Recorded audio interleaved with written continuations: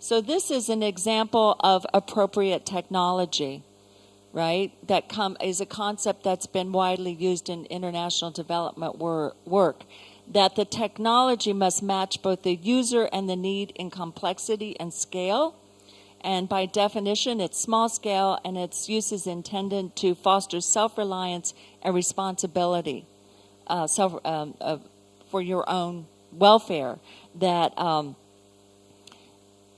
anyway, there's also the other photograph, which is one of my favorites of appropriate technology, of using local resources.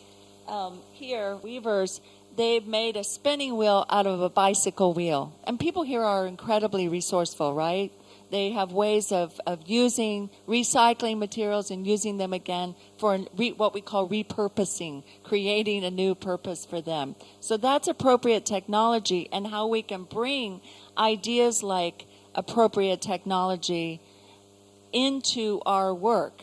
And last week I talked about appropriate museology.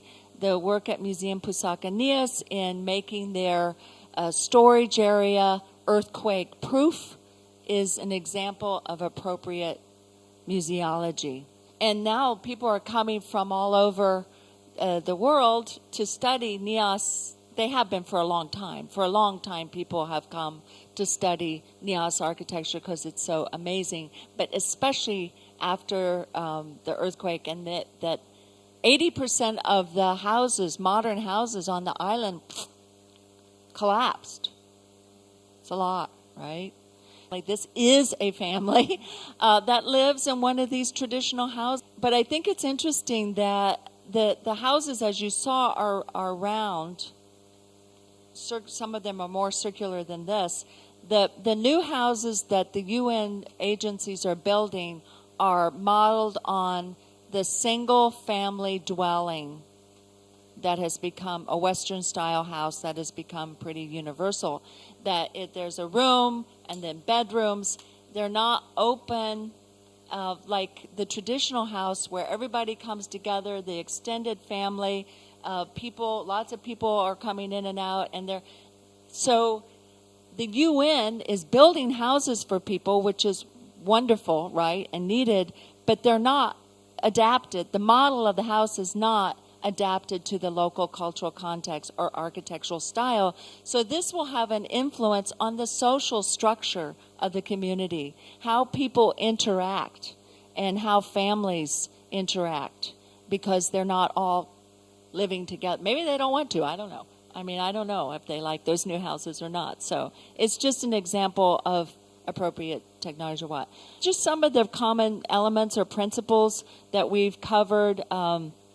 Building trust is really important, as you know, and a willingness to be adaptable and flexible. That has come up repeatedly, that we may go in with an idea of an activity or a project or how we think our museum should be, and then discover that, well, actually, this really isn't what people want. So we have to be flexible and adaptable and say, okay, that's fine, and not have to have, that's also sharing power and authority, right? That we give up some of our power and authority and give it over to other people. Reciprocity, sharing, ensuring that the voiceless are heard, and have knowledge of local social systems and hierarchies. Like I just talked about the case of the housing in Nias, that the UN people, they just took this model that they're building these houses in wherever they're rebuilding, that there's a disaster, right? I should be able to think of one. They're happening all over the world. That same model, they're just reproducing it, recreating it everywhere they go, without having knowledge of the local culture and the social system and how things work in this in different places.